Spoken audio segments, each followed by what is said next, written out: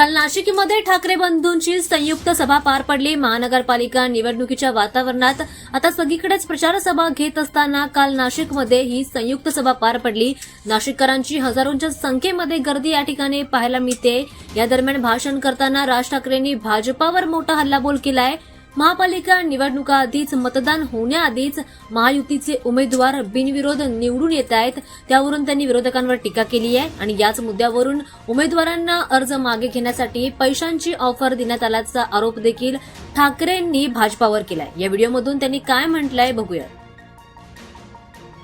या महाराष्ट्रामध्ये 60-60, 70-70 माणसं उमेदवार सत्ताधारी पक्षाचे बिनविरोध निवडून येतात।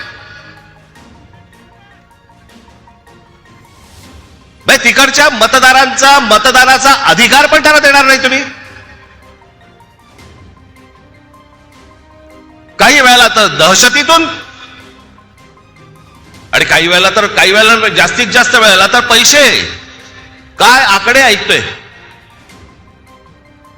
कोणाला 1 कोटी, कोणाला 2 कोटी, कोणाला 5 कोटी। आमच्या कल्याण डोंबिवलीच्या तिथे एका काय ते प्रभाग असतात, त्या प्रभागामधल्या 3 जणांना, एका घरातले 3 जण उभे आहेत एका प्रभागात। काय ऑफर झाली असेल तुम्ही कल्पना पण नाही करू शकत।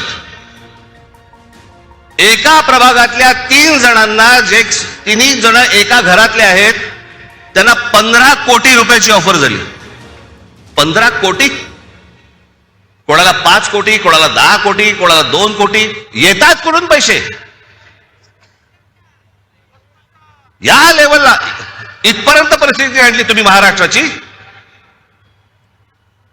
एक तर उभं राहू द्यायचं नाही, माणसं विकत घ्यायची,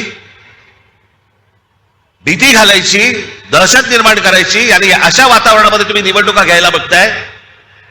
मला समजलंच नाही या इथे नाशिकमध्ये पण भारतीय जनता पक्ष, अहो तुमच्याकडे माणसं होती ना, जुनी काम करणारी माणसं होती ना।